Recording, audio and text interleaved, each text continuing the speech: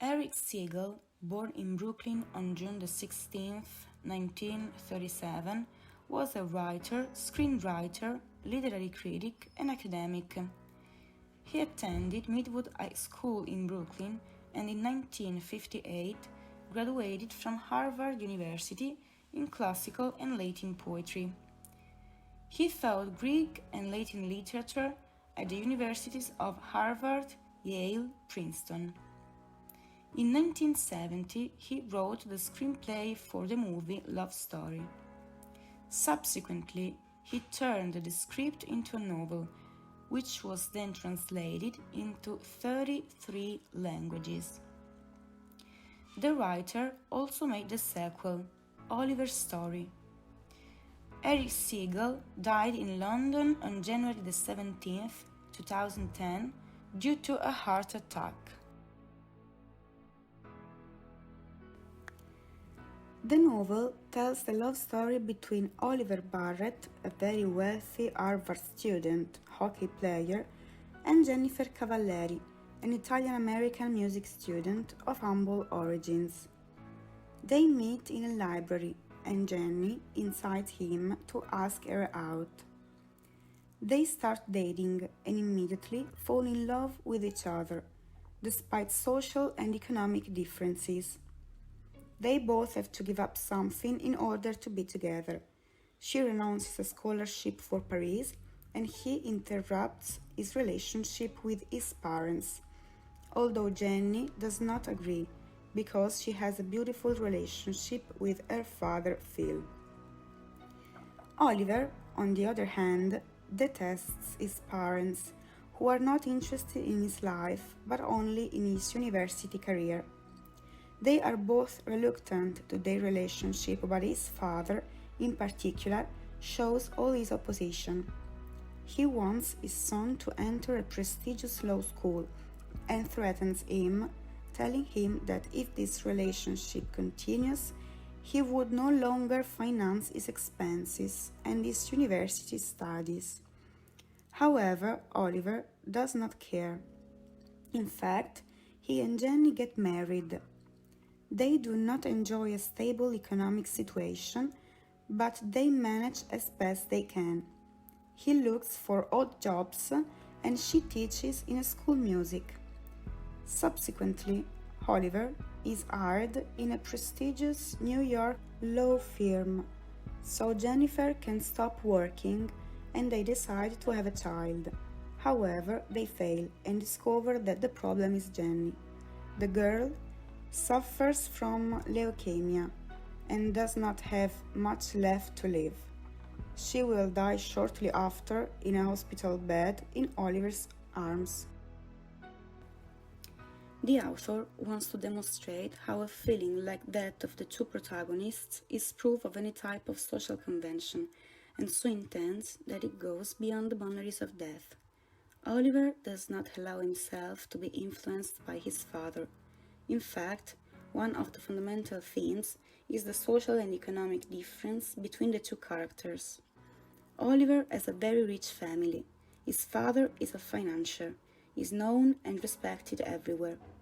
The Barrett spouses are ugly placed, acculturated, hold important positions in society. They live in a huge building surrounded by a garden. Meals are prepared by chefs and cleaning is entrusted to domestic workers. When Jenny sees Oliver's house, she's impressed. She was aware of the Barrett's wealth, but her imagination did not go that far. The girl immediately feels disoriented. She would even like to leave, but Oliver reassures her. Jenny's dad, on the other hand, is a pastry chef. He does not enjoy good financial conditions, lives alone in a humble house, and makes sacrifices to allow his daughter to study music and make her dreams come true. A further difference lies in the relationship between Jenny and Oliver and their fathers. He does not esteem his father, who believes he can buy his son's love with money.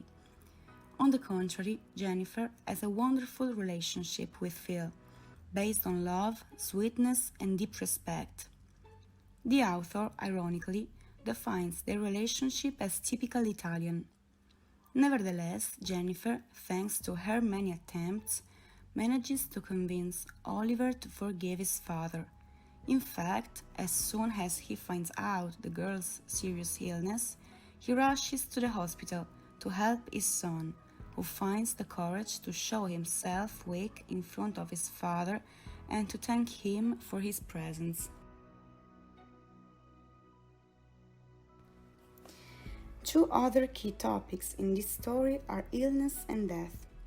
The most dramatic peculiarity is the way the girl faces her set future with strength. Despite her fear in the face of such an unjust destiny, she wants Oliver to be strong, asking him not to cry on her deathbed, and encourages him to promise her that he would remarry in the future. Religion is also an important topic. Jenny's dad is a worshipper, and his faith in God is what helps him stay strong in the face of the death of his daughter.